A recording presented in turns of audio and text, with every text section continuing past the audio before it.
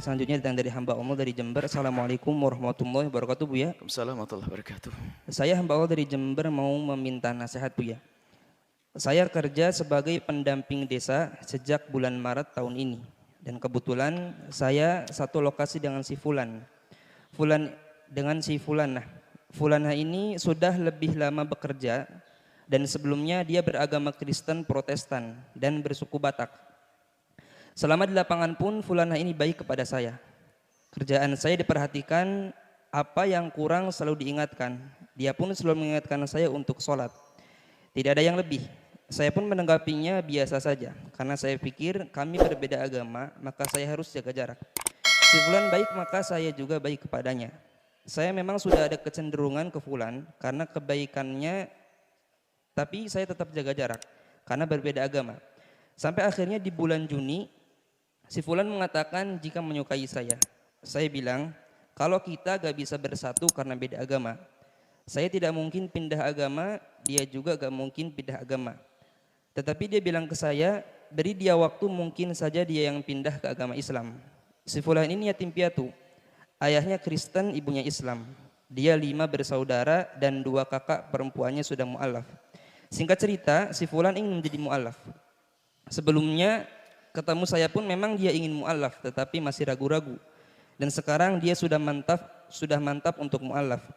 Saya menyarankan dia untuk mu'alaf setelah saya bilang ke orang tua saya, biar orang tua saya yang menjadi saksi, agar hubungan kami direstui sampai ke pernikahan. Niat kami pun ingin menikah jika direstui, karena kerjaan sedang banyak-banyaknya.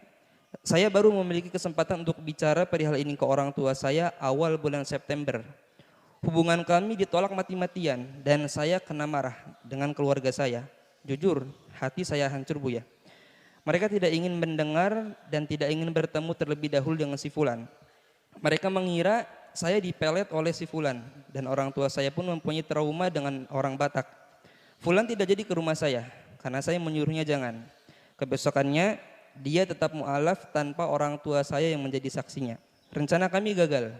Saya dipaksa oleh keluarga saya untuk berhenti bekerja agar tidak bertemu dengan si Fulan lagi. Saya tidak boleh keluar rumah lagi.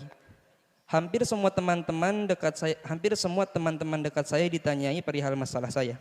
Sampai akhirnya saya tetap bersikeras untuk menikah dengan Fulan dan ingin mempertemukan mereka, tetapi mereka masih dengan keyakinan bahwa saya dipelet oleh si Fulan. Saya pun diruqyah untuk membuktikan bahwa saya dipelet oleh si Fulan. Keluarga saya bersikeras bahwa saya dipelet dan tingkah saya berubah. Padahal saya tidak merasakan perubahan apapun. Ibadah saya pun alhamdulillah tidak kendor, malah semakin rajin. Sampai sekarang hubungan kami tidak direstui. Saya pun komunikasi dengan si Fulan dengan curi-curi. Karena semua gerak-gerik saya diawasi oleh mereka. Saya bingung, Buya. Bagaimana caranya untuk meyakinkan orang tua saya? Kalau ingin mencari orang yang lebih dari si Fulan, mungkin memang bisa.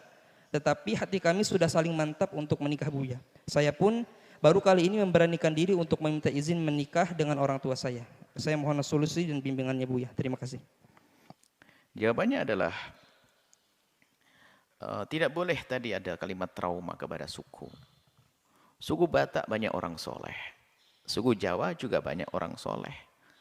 Tapi suku Batak ada orang jahat, suku Jawa juga ada orang jahat. Nggak ada urusan dengan suku. Agama Nabi Muhammad untuk semua suku. Jadi nggak ada kita punya trauma kepada suku-suku, nggak ada. Kita banyak kenal orang Batak yang baik-baik juga ada. Jangan menganggap orang itu jelek semuanya, itu nggak dibenarkan.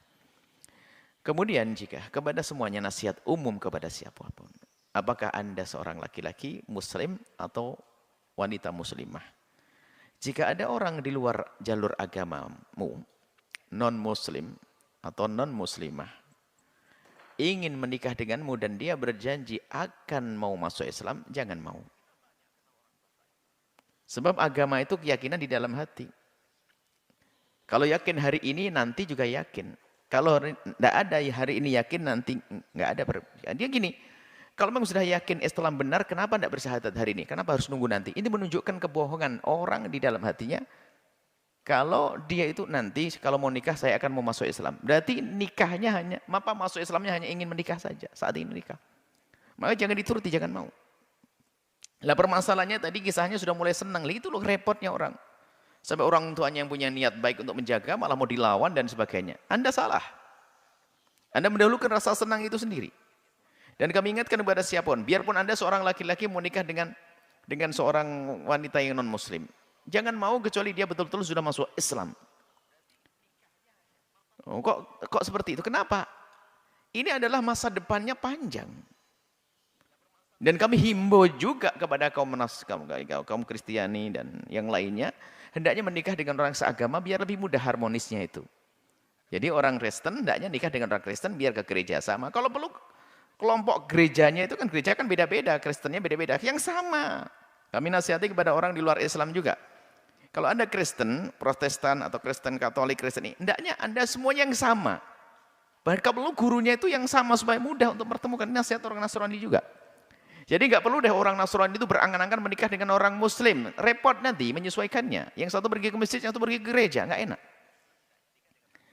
Maka ini nasihat umum demi kebahagiaan. Begitu juga Anda sebagai seorang Muslim menikahlah dengan wanita Muslimah.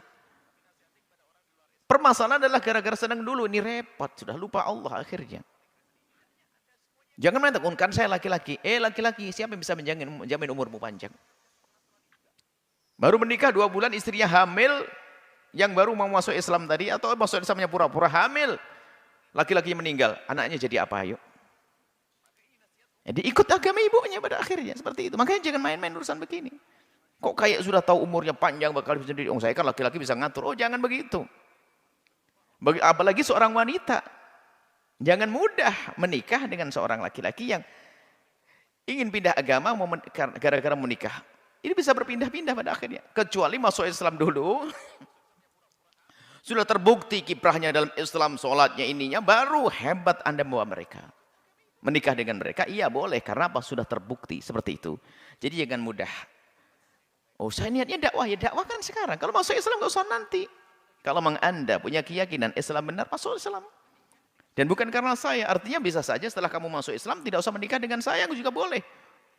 Bisa menikah dengan yang lainnya, harus begitu, berani ngomong gitu. Kalau dia mengatakan, iya saya mantap Islam dan saya menikah dengan kamu. Kalaupun tidak juga tidak masalah. Yang penting saya masuk Islam, berarti benar dia masuk Islamnya. Alangkah banyaknya orang berbohong di sini. Pengen masuk Islam, karena masuk Islam hanya karena sebuah pernikahan. Setelah menikah bubar Islamnya, na'udzubillah. Ayo. Maka hati-hati, agamamu itu mahal. Jadi keluargamu tadi itu benar, yang melarang semacam itu benar. Karena belum terbukti dari laki-laki tersebut atau dari yang non-muslim. Suruh buktikan kalau sudah masuk Islam, menjadi Islam yang baik, baru nanti boleh menikah seperti itu. Keindahan akan terwujud dengan kepatuhan kepada Allah dan kepatuhan kepada orang tua. Wallahu a'lam bishawab.